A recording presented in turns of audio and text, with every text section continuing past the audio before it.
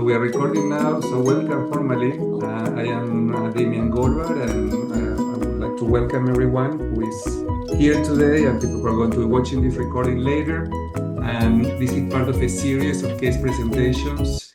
We have been doing this for a couple of years on and off. And we decided with a team of colleagues to start doing it every month from October to March next year. So we have Traci presenting this month, Susie, who is here with us, is going to be presenting soon, and we have Larissa that is going to be sharing also presentation, and Inga Bielinska. And eventually I will do a case presentation too. And Michelle, you're welcome too. We're opening this to anybody who wants to do presentations of teams. The same thing from Neil, if you have experience in the future, you're also welcome to present. The goal is to learn how we work as team coaches. What do we do? Share. Since we cannot watch, it's difficult to watch recordings because of confidentiality. We want to just talk about the work that we have done with teams and learn from each other. So today, Traci is going to be sharing her experience working with the team. And Traci, why don't you share a little bit about you so people get to know you? Sure. Also, Traci, Susie are part of the team that we collaborate in training team coaches together. This is part of the work that we do. Traci. Wonderful. Yes. So I'm honored to be able to see some familiar faces and meet some new people at the same time. I definitely am passionate about team coaching. I've been a coach also for over 20 years, 25, close to that at this point in time, as far as individual coaching. But then found when I was working inside of organizations, I was doing a lot around teaming and in particular helping build team development, and then didn't know about team coaching until further on. I would say maybe the last 12 to 15 years I actually became familiar with what team coaching was. And today I'll share an example of a team coaching engagement that I have had as an external team coach. And so I've worked as a team leader prior. I've been a team participant, obviously. I mean, so I've been on teams, I've led teams, I have coached teams both internally and externally, and I've done other types of team interventions. And so today I'll actually share about how some of those interventions can blend together, but I was intentional about making that so. So what I'm going to do is I'm going to share my screen, and so I'm going to walk through a team coaching case that is now complete. It's actually I've already finished my work with this particular team, but I feel the beginning is very interesting, and so is the end. Interesting. It's like transitions, bridges, transitions. Endings and beginnings are very important, and so I'm going to start and go a bit more slowly as we talk about the beginning of this case, and be interested in hearing your thoughts about what you would do given what I was presented with at the beginning of my work with this team. And then at a certain point, maybe just over the halfway point of our presentation, I'll talk about a very pivotal moment that occurred in the work with this particular team, and we'll have a breakout session. Is that possible, Damian? We can do a breakout session for that? Okay, great. Great. Because there was something that was very surprising that occurred, which actually isn't surprising if you're a team coach. You have to expect the unexpected. It's a complex playground of work. So let's start with how this began. And so let me talk to you about generally the type of organization that this was. And so I received an email out of unexpectedly, I would say out of the blue. That's more of an American expression, but I would say I received an unsolicited email from someone who found me because I am a Wiley partner. Some of you may be familiar with Wiley, and I am certified with 5 behaviors of a cohesive team. And so they wrote to me, and I'm going to read it. It says, "Hello, I represent an unnamed institute at an unnamed university." So that those were the anonymous things. "I have been tasked with reaching out to coaching/consulting services certified in implementing the 5 behaviors of a cohesive team program to support development and training of our 6-member management team." And in parentheses, they said, "We already purchased the program materials. I would like to schedule a brief introductory conversation with a seasoned facilitator facilitator who is interested in and available to assist in our process. And so that was the outreach to me. And so what happened is I ended up meeting with the team leader of this 6-person team who, because they work for a university, they were able to sign up directly with Wiley. So Wiley it's an organization that sells assessments. They sell DISC, the everything DISC. They sell the 5 behaviors of a cohesive team and some other products. And in order to be a partner with Wiley, you have to be an educational organization. So myself being a consultant, I'm in the educational services. Well, this team leader was able to, I guess, pass through a loophole because they're part of a university. And they actually signed up to be a Wiley partner and they ran the assessment themselves for their own team, which I've never heard of before. So as the team leader, they ran this assessment and saw all of the results, including individual reports, which to me, I'm already like getting red in the face, like, oh my, that's an ethical dilemma. But anyways, that aside, they actually had a conversation with me, and they originally just wanted to request my assistance to facilitate for their team because they realized that they had a conflict of interest being the team leader after the fact, that they realized they needed an external person to facilitate that experience. And so they basically came to me with a solution in mind versus actually expressing what their underlying needs were or what they wanted to solve for. And so we're not doing a breakout here, but I'd be curious if you were presented this opportunity, what would you do?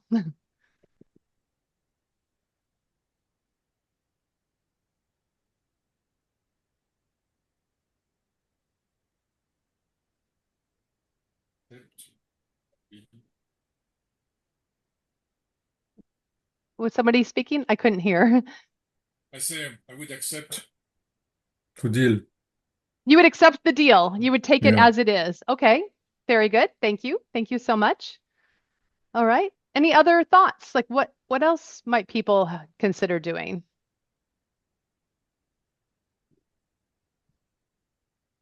This is Neil. I would accept the deal. Be interesting some contracting and working with that the leader, but um, meeting the client where they're at. I would accept the deal. Great. Thank you. Thank you. All right. Any other thoughts before I share what did I Yeah. do? Susie, yes. Me too. Yeah, me too, but very clear agreement, very clear where's the conflict of interest, very clear where we're going. I think the agreement makes all the difference, as we all know. Absolutely. All right. Well, thank you. Thank you for sharing your perspectives on that. And certainly I wanted to just say, yes, I can do that because I was certainly well poised to do so. But I felt energetically that there was more going on. And so let me go on with my story. And so I really became curious about what's really going on. Why did this person even want to use that assessment? What were they truly wanting to solve for, not just what is the solution? And so I really became curious about what is going on with the team. What is it that she wants to see change? What is it that would be different about the team as a result of this? And so we had our initial conversation, which was probably 30 minutes or so. And what that led to was a second conversation that was scheduled a week later. And in that second conversation, I wanted to find out more from her about the team and about what she was hoping to see was different. And so I'm going to share with you just verbally some of the questions. Oops, I should actually hit this. Okay. Some of the questions that I used in my discovery process, because she asked me to provide a service, which I could have just said, yes, I'll provide that service as you are requesting it. But I felt there was something missing. And so less than a week later, we had a follow-up conversation where I asked her to think about what was her highest hope for the team. What did good look like for this team? What was it that she was trying to avoid happening with the team? What was her highest, like, what was her greatest fear with this team? What did she want to prevent from happening with this team? What was she hoping to accomplish based on this intervention? So she had a predetermined idea of what the intervention would be. So I was curious, what was she hoping to accomplish if I were to step in and help her with that? And basically, how would she know that we've achieved this? And so this is just me and the team leader at this point. So I was asking her to think about these things in advance. And I guess I did follow up with another question. I'm just looking at some of my questions, which was, what does the team likely know about themselves as a collective then that is less than ideal right now, the current state? So I was asking her to imagine, what are the other team members or the team as a whole, what are they experiencing currently? And basically, what is their readiness to participate in an intervention? And so I sent her some questions in advance so that she could reflect before our conversation. And it was quite rich because what ended up happening as a result of that conversation is she realized that they needed something more than simply facilitating the assessment debrief and some of the preset experiences that come along with the 5 behaviors of a cohesive team. And so from there was the genesis of more of a team coaching engagement.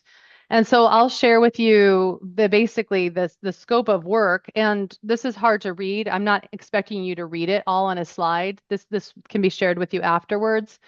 But the way that I summarized it basically was recapping what I heard her share with me as the needs presented. So, like, what was it that was underneath that iceberg? I shared an iceberg image earlier. So, what was really going on for that team?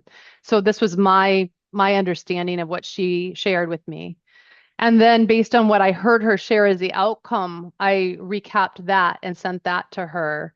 And then, what I proposed was not just facilitating this assessment debrief, but what I proposed was team coaching indeed. And so the way that the team coaching would take place was in 2-hour segments over a 6-month period of time.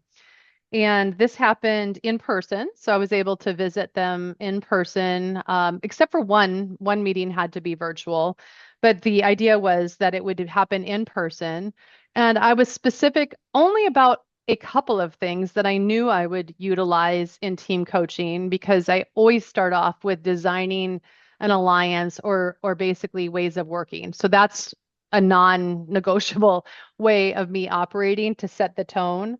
But then I also acknowledged that they liked this 5 behaviors of a cohesive team. So that's in here under the solutions. But otherwise, it was fairly vague to leave space for what could emerge, because what's only happened so far at this point about the scope of work is my conversation with the team leader. And so for those of you who have been practicing in team coaching, that's only part of the contract. The rest of the contract actually happens with the team members themselves. And so once this contract was basically signed by the team leader, who was the sponsor, then I had access to some information. And so I'll share with you, this was a snapshot of the results she saw with the 5 behaviors of a cohesive team assessment. And so some of you may be familiar with this, some of you maybe not so much. It's based on Patrick Lencioni's model, the 5 dysfunctions of a team, but this is their real data. And what you can see is that there were some fundamental challenges around trust, which is at the foundation of a cohesive team, or even just any team, like a healthy team, an effective team. And also about being able to hold each other accountable, which has a close connection to trust, really, because it's the ability to have those difficult conversations and give each other feedback and such. And so I saw this only after the contract was signed, and I saw it before I went into the first session with the team themselves. So the next step was actually to meet with the team themselves, which I did. This was probably a month after meeting with the team leader. And to me, this is where the real coaching contract came to life, because this is where I was able to hear the voices of the rest of the team members. I did not do one-to-one interviews yet. That was part of the scope of work, but it was after meeting with the team as a whole, the collective first, to just break the ice, to build this contract. Like, what did the team themselves collectively want from the coaching? And in this particular session, we did focus on their ways of working with each other. So what was the alliance that they were wanting from their work together, including me. I'm part of the system in these conversations. And then we talked about if things get difficult, because it was obvious from my one-to-one conversation with the team leader, as well as just even looking at some of the results, which had more than just that pyramid that I shared with you, that there may be some friction amongst one another. And so we spent some time on describing the norms and the ways of working when things are difficult during conflict situations. But then most importantly for me around the contract is what did they want to get out of the coaching? So what was their expectations, their highest hopes in working with me?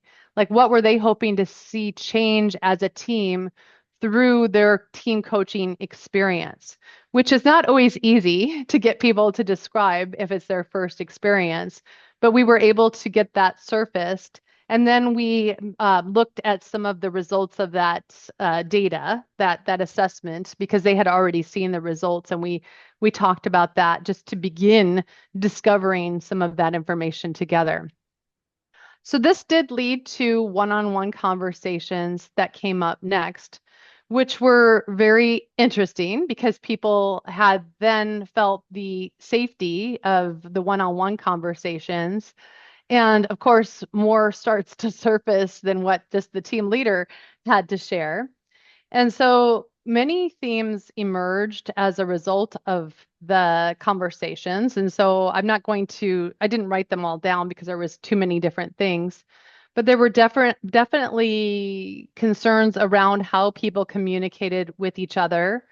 There were a couple of, well, more than a couple, many people talking about reactive communication, and that caused that toxic feeling that some of you, I mean, you're probably all familiar with the idea of a toxic team, but when people are reactive to one another, it felt less than safe, and that's why trust was quite low. So I was able to have that surface in our one-to-one conversations.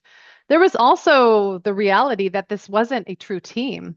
So they were a leadership team of an institute at a university, but they were working very siloed at this moment. But there was a desire for more integration. There was a desire and recognition that they needed to be interdependent more than they had been. And so there were ideas of how they could partner with each other more clearly, as well as the importance of having more clarity around their roles and such. There was also even just very tactical things shared in the one-to-one conversations that revealed issues around meetings. Meetings were not very productive. Meetings were the reporting out type of meetings. You've probably seen this in your work with teams. And the wish was for more meaningful meetings. And so that came to the surface in the one-on-ones. So I was able to verbalize the findings in an anonymous and thematic way when I met with the team the next time. But what it prompted me to realize was that there was another tool that wasn't contracted for at the beginning, but that I offered to the team, which was another assessment called the Team Alignment Survey. And this is a picture of their Team Alignment Survey results. So I don't go over the top with assessments, but if an assessment will share a message in a very clear way, I like to do that. It's like holding up a mirror beyond my bullet point statements. And so for me, this helped to convey this message to them that there was misalignment in certain areas. And so you can see priorities in particular. There was a lack of clarity about the priorities. Everybody had a different perspective on priorities. Their approval, like, are they on board with the priorities, so far. I mean, a little bit, but notice roles. I thought roles was fascinating. People were fairly clear about what their role was, but they weren't that happy about what their role was. And so it talks about the possibility of if they could operate more as a true team versus in their silos, for example. And then there was a lack of clarity and a lot of other things, like the lack of clarity in the vision and the goals, etc. So this was just another quick way and a very inexpensive way. It's not a very expensive assessment that I was able to offer to the team to just drive home what I learned in those one-to-one conversations. And so the point that I'm trying to make as I share this is that somebody came to me asking me just to simply facilitate the 5 behaviors of a cohesive team. And from there, based on what the team came up with as their agenda and their contract, more was able to be surfaced. And so what ended up happening in my work of over 7 sessions is that I engaged with them in various ways.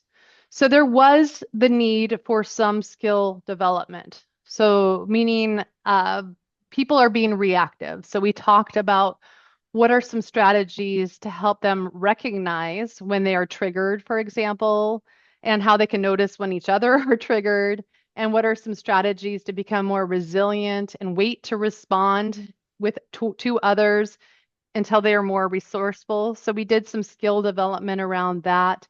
We did skill development around feedback. What are ways to provide feedback in a way that can be received easily, being able to describe things in a way that it's more objective and so forth. So we did some of that. So meaning I stepped out of being just a pure team coach and did some team development and helped them learn some things. And they were hungry for that. They asked for that. They were hungry for that. They wanted more of that. So we spent some time on that. There was facilitation. So I was facilitating even their awareness of their DISC styles, for example, because DISC was part of the 5 behaviors of a cohesive team assessment. And so I facilitated some awareness experiences with them. So I was playing the role of facilitator as a team coach. And then definitely I stepped into the place of team coaching. And so what happened, I'm looking at the timing here because I know I'd like to share that towards the end of the work with them. We're halfway. Yeah, that's what I'm thinking. And I'm wondering if people have any questions for you. Do you want to wait till the end, or do you want to be able to ask you questions? Well, then this is a good time because I'm going to set us up for a breakout session very soon, Damian. And so let's pause. So what are the questions so far? And then I'm going to tell you a really big tipping point that happened. So one of the questions that they have for people who are less familiar with team coaching, one of the learnings when you're working with teams is that what you are being contracted at the beginning, and then when you discover working with the team, most of the time is not the same.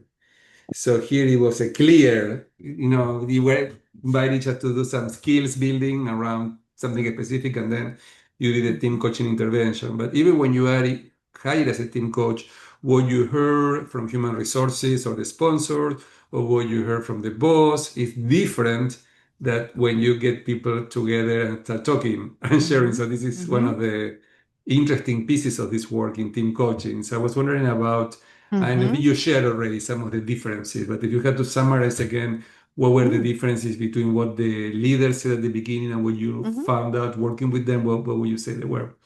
Yes, and it relates to Susie's question about did we recontract? And so we always recontract every session. And so the good news was that the sponsor, the person who was the paying party, the one who signed the document, was the team leader, and they were present in the room. And so they were always part of the decision, but the decision became a collective decision. It became a team decision. And so with that other assessment that I showed you, that was the team's decision to say, we would like to have that added because we feel like that would create more awareness for us. And so they all agreed to participate in that. And they did it very quickly. They actually, from the time that it was offered to the time that it was shared with them, it was less than 1 week, believe it or not. They wanted to do that. And so, Neil, I did not work with the team leader outside of those events. There was one time that I met with the team leader, and that's going to happen after this this tipping point that I'm going to share with you, because something did happen to the team as a result of this. But yes, I guess I don't know if I answered your question clearly enough, Damian, because things did, it was very emergent. I mean, team coaching is very emergent. You can't expect to know everything that's going to happen. And that was why I felt into the fact that this was more than just facilitating the team or the 5 behaviors of a cohesive team. There was more that was existing in this space. Yes. And Roland, the name of the assessment, it's the team alignment survey. Let me write it down. Team alignment survey, and it was from Trust Inside. It might be a different. Do you need Yeah. to get a formal training to be able to administer that Yes, test? yes, Okay. yeah. So I'm a partner of them right now. It used to be by Integro was the company, and then they sold it to someone else, and I'll have to see who the person is with that. But it was actually really nice assessment because it's simple. I like the visual piece That's because they were very good. describing the details with the bullets, but then when I was able to say, here it is, then it's much more clear for people. Mhm. Tracy, I have a question if I can ask Of one. course. Sure. So when you got kind of a sense of what what were some of the dynamics, how much of your agenda, quote unquote, meaning what you thought you were gonna talk about or facilitate in every session, how much of that was given to you by you inquiring not only with the individual who contracted you or the team leader, but also with the people involved? How much of the how much of your agenda was kind of like shaped by that, and how much, and maybe how much is not a good question, of that was, like you said, emerging? So what was kind of like Thank you. yeah. No, it's great, Roland, because I think what you're asking me is a really nice reflection as I looked back on this today, even because I would make notes to myself after like the team sessions, and then I'd make notes like, here's what I would plan on, how I'd kick off a session, and maybe some of the things we might cover just to be ready for those, because they were in person and I had flip charts, basically no computers and things like that.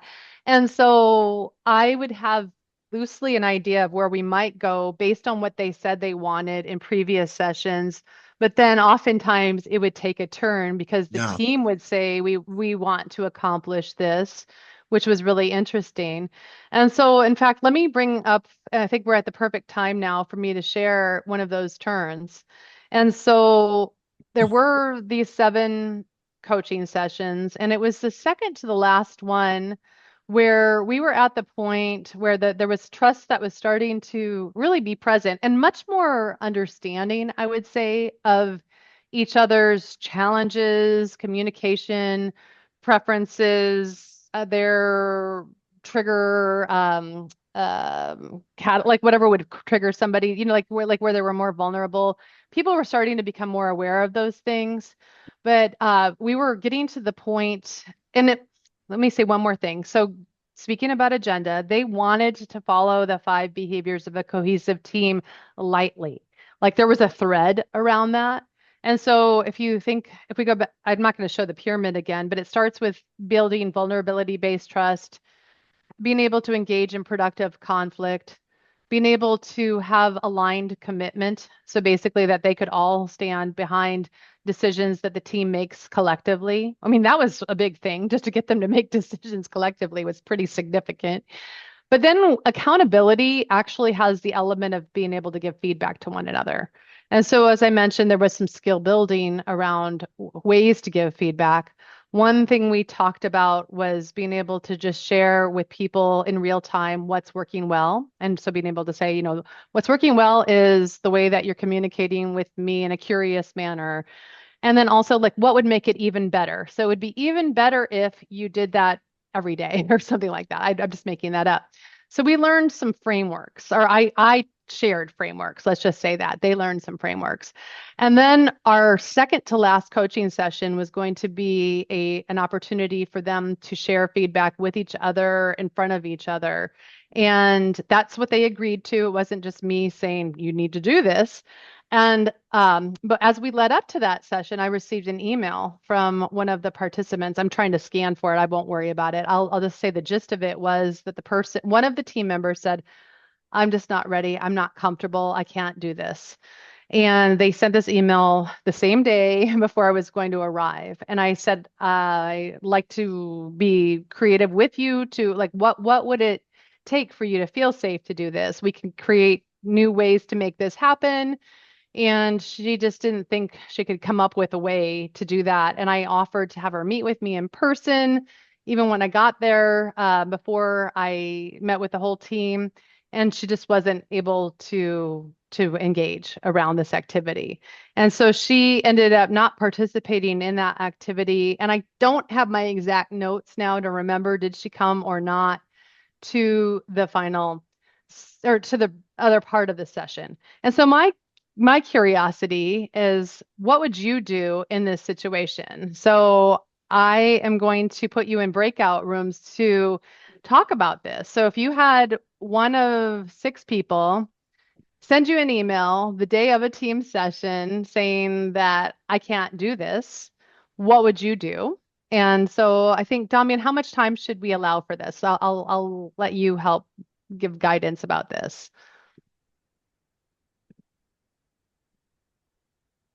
I can't hear you. I think you might be on mute. Yes, I was on mute. Sorry. Oh, 8 yeah, minutes, no. it's okay. 8 minutes, it's Sure. okay. Perfect. So Perfect. so we'll Mhm. split in 2 groups, and maybe you want to listen to one of the groups or not. It's up to you.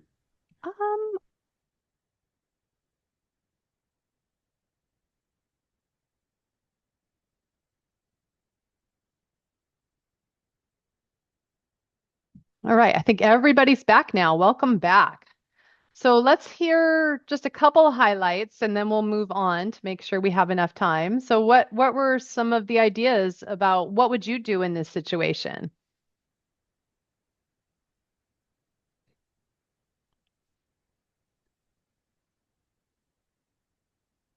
I think that some of the things that came up in the group, and I can't speak for everyone, but what I got in terms of the what people share was that that you need an ally, that you really need the team leader needs to be informed of what's going on, even as you are doing this intervention. And that we don't know exactly what happened, but that maybe, and Tracy, this is a question for you. Does this happen after like the first or second session, or it was even before the first session, or when did it It was at happen? the end. It was the Oh, second it's to at the last. end. It was the Oh, second to last session. that's interesting. Okay, because It one of the was. things, yeah, because that's pretty much way ahead into the whole process. And what happened on the road to Damascus, so to speak. But one of the things is, to actually create a team charter, where there is a collective agreement, and including if one of you feels like getting out of this process, what are the collective rules and everything. So in that way, the facilitator will have some guidance, almost like preempting, the something this happens, but also if it does happen, what the team. So you're not kind of trying to figure out on your own, but you have the weight of this collective decision that was made even at the beginning. Great. No, thank you. Thank you so much for suggesting that. And I just want to make sure, are we recording, Damian? I can't remember. Is it? Okay. Yeah, that's good. All right. So, so there was the team charter, there were the team agreements, but then that was not a specific question that had been proactively discussed. And so thank you for that. Any other thoughts? And then I'm going to just move on after hearing from one more person, and I'll tell you what I did. But yes, Michelle. Can't hear you. I think you're on mute.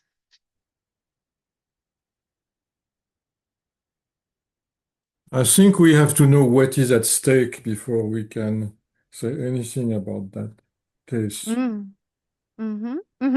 Great. What's at Because stake? what's at stake? Because maybe by sending this mail, the guy is really destroying all the work and really creating a disaster or not. I mean, that's Really, yeah.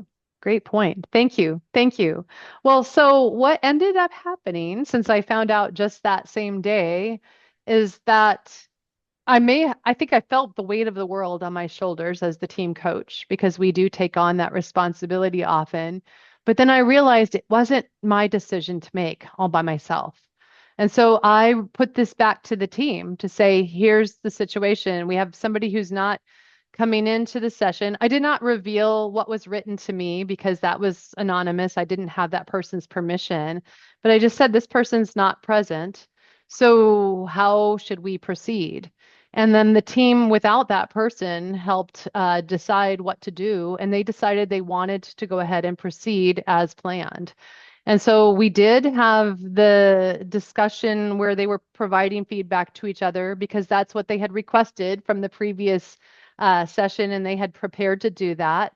And then after that session is what led to a meeting one-on-one with the team leader because that particular person that sent me the email had resigned, like not that day, but within a week or two of that particular session. And so already there was a catalyst of something that had happened and shifted for that team. And so based on the work they were doing together and just whatever was happening on that team, them showing up differently, that person made a choice to leave the team. And so I'm just sharing a summary of some of the things that I did on the left, and not that I did, but that they did, really. I mean, it wasn't me. I was the coach that held some space for them to do these things. But there was space that based on their agenda, based on their contract, that they wanted to build greater trust with each other and a feeling of safety. One person still didn't feel safe. They expressed that they didn't feel safe and they exited the team by their choice. It was their resignation. They did learn about each other. They had greater understanding and they had less silos. I mean, we spent time on how to do that. And then if you look at outcomes, there was more of that interdependence. There was more communication and alignment and clarity. So the left is some of the things we focused on. The right were some of the outcomes that the team achieved. Now, I want to point out at the very last thing under outcomes, it did say changes in roles. And I mentioned that this one person resigned, which is true. That happened between the 6th and the 7th session. So they were not there for the final session, or actually the one before that, they weren't there by choice either. But another really important factor in all of this was that after the team coaching was complete and not long thereafter, the team leader ended up leaving the team. So it was very interesting. That transformation happens when we engage in the right type of intervention. At least in my heart of hearts, I really feel like this type of an approach working with this team was transformational. I mean, there were changes that happened versus had I come in and just facilitated the 5 behaviors of a cohesive team, like a one and done experience versus something that took the team over 6 months that they helped co-create all along. So that's basically the case that I wanted to present. And I do know that, Damian, you have more to share about the team coaching certification coming up in March, but please definitely consider that. And then also, this is my information along with my business partner, Larissa, who many of you already know. But I'm going to stop sharing my screen and I'll hand it back to you, Damian. Thank you very much. And thanks everybody for participating today. And Traci, you may want to also put the links in the chat box. If anybody sure. want to reach you, it's easier if you have a link there so you can get to connect with Traci. I think everybody here is connected with me. I don't know, Neil, I think we are connected, if I'm not wrong, in LinkedIn. So we are going to continue this series every month. It's always going to be the second Tuesday of the month, like today at the same time. So we have a consistency coming up, and our goal is to have a space for team coaches to come together and learn from each other.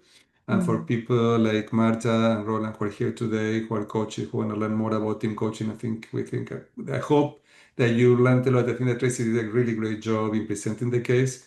We have been doing case presentation for a few years now, and I was telling Traci that I think that this is one of the best presentations I have seen in terms of how she presented the case, and we could all learn about team coaching that way.